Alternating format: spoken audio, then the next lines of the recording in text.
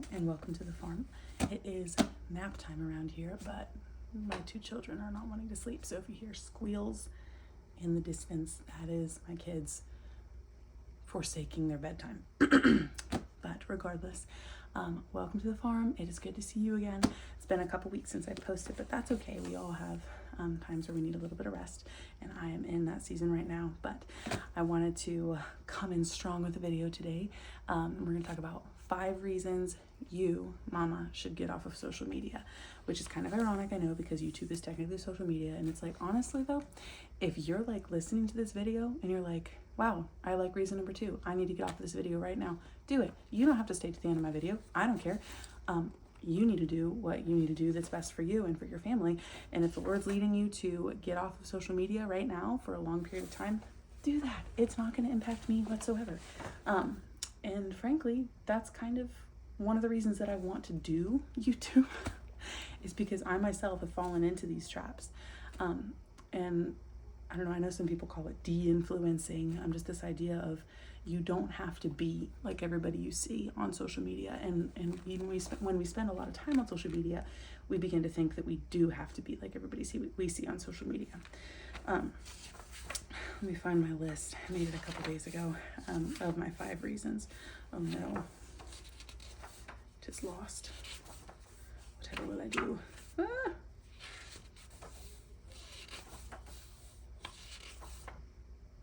Found it. Okay, so 5 reasons that we should, as mothers, or just as people in general, frankly, get off of social media. Reason number 1, comparison. I just kind of hit on that.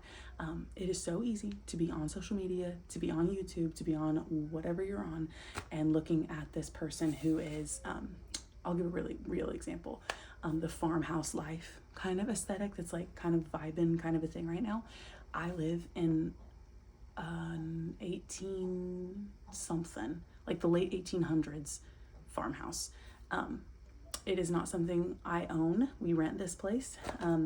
It was neglected extremely before we got here. And when I tell you the farmhouse aesthetic that everybody goes for, it is so difficult to attain in my actual farmhouse because this house was built so long ago. There are like 0 cabinets, 0 closets like in this whole house, except for these massive ones upstairs that are like, what do you even do with a closet? Like, this is not even a closet. This is like a nursery with no windows or proper ventilation or anything. So it's like this house has been very difficult. And so it's been really hard for me from time to time when I get on social media and see my friends, even like from high school or whatever, or even people that I don't know with these beautiful farmhouses. And I'm like, man, like my farmhouse is falling down around my ears, you know?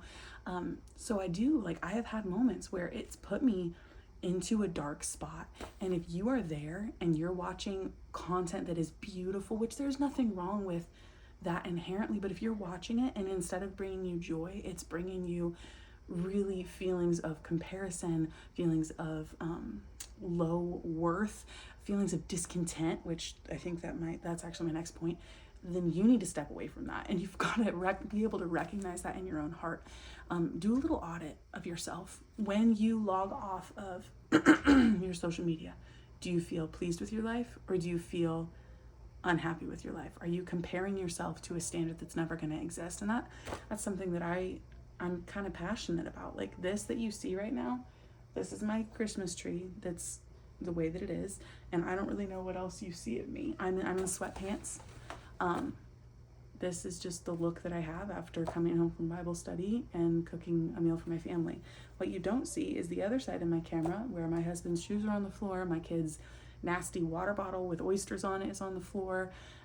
There's wrapping paper on my kitchen table. There's been wrapping paper there for like days now. I just can't bring myself to clean it up. So don't look at a perfect picture or a perfect post on social media and say, oh, I can never be good enough, because you really you don't see what's outside the frame.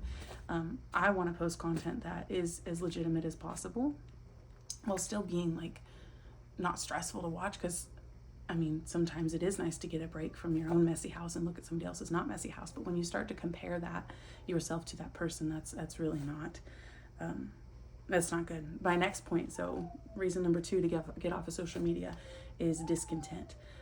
Going back to the same point, comparison, discontent are kind of similar, right?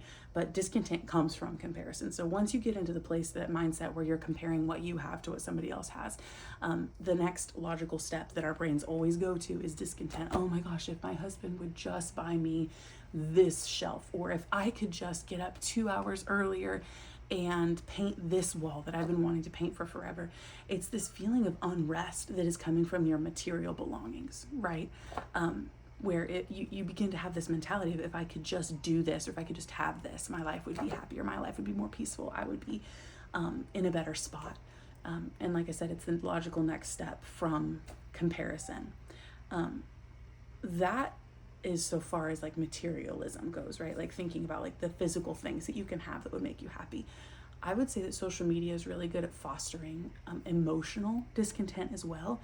Like we see these perfect moms on social media, and we watch little snippets of them interacting with their kids and their toddlers and calming down their tantrums and getting them to eat broccoli and like all of these things that we're like, oh, if I could just emotionally be like her, if I could just, again, get up 2 hours earlier to spend, 2 hours of complete solitude with the Lord every single morning, I would be a better Christian. I would be a better mama. I would be better. I would. And it's just like this stream of discontent that doesn't necessarily have to do with physical things that you want, but it has to do with like spiritual things you want for yourself. It is good when the Lord uses someone else to convict our hearts. But if that is also not being confirmed by Scripture and by the voice of God Himself in your life, then that is just a disguise for discontent. That is just a foothold for the enemy to guilt and shame you into anxiety in your own life. So again, if somebody you see on social media really does inspire you, like, oh my goodness, like I should be reading my Bible every day, like 100%, praise the Lord, that's great.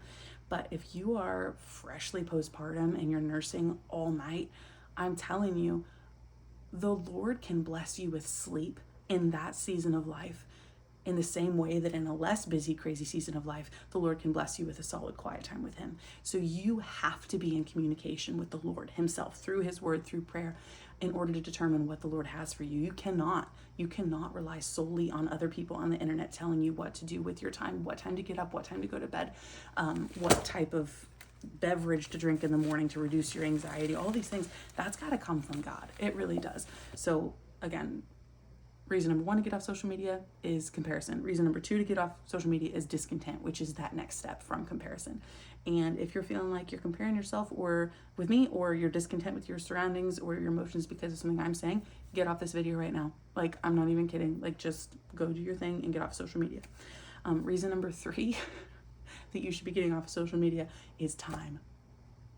Let me tell you, I'm like, oh, I'm so busy. Oh, I'm so busy. I'm so busy. And then on Sunday, I get my little screen time notification. And if it says, frankly, if it says an hour, it's like, Genesis, what are you doing for an hour on your phone? Now, that's not always accurate because I do think that podcasts run against your screen time, or at least it does on my phone, I think.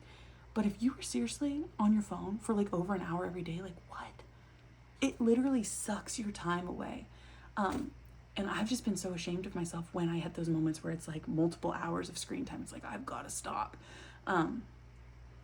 Again, though, if that shame comes and you're like not willing to make a change and just dwelling in your shame, then that's probably of the enemy and you need to do something about that. You need to stop. Just get off social media. I have like an addictive personality. So I have friends that can watch reels for like 3 minutes and get off their phones. I cannot. If I get onto reels or if I get onto shorts, I am gone for like an hour. So my husband actually downloaded, this is obviously not a sponsored video, but we use an app called Screen Zen, and you can install blocks on your phone. You can install it even on websites. So like it could stop you from accessing Instagram through your Safari browser if that's something that you kind of do to loophole yourself. So I've got Screen Zen installed for my Pinterest and for my Instagram, and in almost 3/4 of a year, I have not scrolled Instagram on my phone, which is like amazing. So again, if you need to do that to get your time back in your day, get off social media, install screen limiting apps, remove it completely. Honestly, and I know this feels like I'm telling you to throw out your high school yearbook or something, but like just delete it. If you are like me and you have an addictive personality and you've tried everything and you cannot stay off of social media, delete your accounts. Delete all access you have to it, and then ask somebody to hold you accountable to it too. Chances are you have a friend that's also addicted to social media, or a spouse that's addicted to social media. And I just feel so hypocritical sometimes when I'm like, I'm limiting screen time for my kids, right? But then I'm not limiting screen time for myself. Time is such a huge resource, and it's such an amazing opportunity the Lord has given us. And I do not want to spend 7 hours a week on my phone. Like, that's just not something that I feel like is at all beneficial. So reason number 1, comparison. Reason number 2, discontent. Reason number 3 is time. Reason number 4 comes from a verse that my husband constantly reminds me of, and that is Philippians 4:8.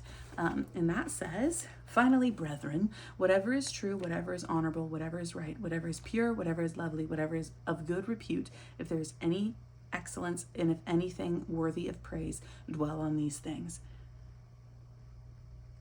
And I'm trying to even think how often I get on social media and I'm seeing things that fit this bill, right? If I'm seeing pictures that are true, are honorable, right, pure, lovely, of good reputation, excellent, worthy of praise.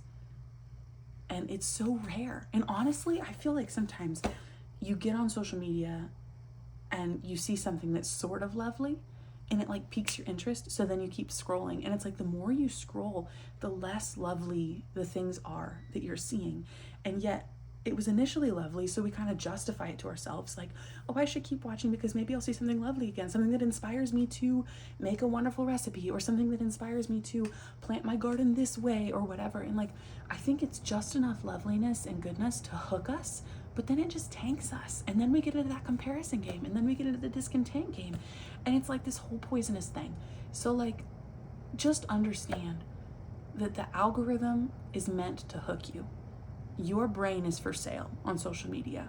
The algorithm is not after your best interest. It's trying to get you to spend your time on social media. That's the design, right? So it is not going to constantly give you what you're looking for, even if your intentions are pure and you want to find lovely things. It's not going to keep giving you that, because humans are addicted when we have a limited and I don't remember what the word is, like a varied response. So if we know every time we get on social media we're going to see something good, that's not actually going to be addicted to our brains. What's addicted to our brains is when sometimes it's good and sometimes it's bad. They've done studies like this on rats, right? So we know about our brains that the algorithm is designed to not give us good things every single time, because it keeps us wanting more. It keeps that good just enough out of reach that we want to keep striving for it, and we're just never going to get there, because that's literally not how it was designed. So again, do a little self-assessment of your feed and of your mood after you look through your feed for forever. Are you thinking about true, honorable, right, pure, lovely, good reputation, excellent, worthy things? And if not, get off that app. And my 5th and final reason is presence of mind. And this is a killer, because I feel like sometimes when I've been on my phone, my kids come into the room and I'm like, the lights are on, but nobody's home with them. Like, I'm like looking at them, but then slowly I'm like looking off in the distance, because my brain is like somewhere else. My brain is like with my starting point guard from high school, or my brain is on some funny reel that I saw, or my brain is somewhere else. It's just like I cannot refocus on my family after I've been scrolling social media. It literally puts a barrier in between me and my kids. And if you are that way, if you get this extreme brain fog after you scroll, just stop, because it's literally never worth it. You get these like dopamine hits, and then by the time you're done, it's like you're like on a sugar high, and then you crash, and then it's like you're worthless for the rest of the day. And like, I just so feel that, and I can't be the only one that feels like that. I'm sure I'm not the only one that feels that. So those are my 5 reasons to get off of social media. And again, if that means that you never get on YouTube and never watch my videos again, do it. Like, do what you need to do. Do self-assessment, talk to friends, see if you're the only one that's addicted. And if you're not, if you're one of the people that can scroll without becoming addicted, kudos to you, but just stay mindful, because sometimes it might not feel addictive at the onset, but you might realize slowly that you actually have an issue and you need to take a step back. So if you have any other reasons. Those were my 5 reasons that just kind of popped into my head. If you have any other reasons, dude, comment them. Have a discussion in the comments below, or not. Or just think of your own reasons, journal them, and don't post them, because social media is kind of a poisonous place. Actually, yeah, I would prefer that. Just journal your reasons. Don't spend more time than is necessary on this outlet. So anyway, God bless. Have a beautiful day. Merry Christmas. It's almost time, which is exciting. And yeah, get off your phone, get off your laptop.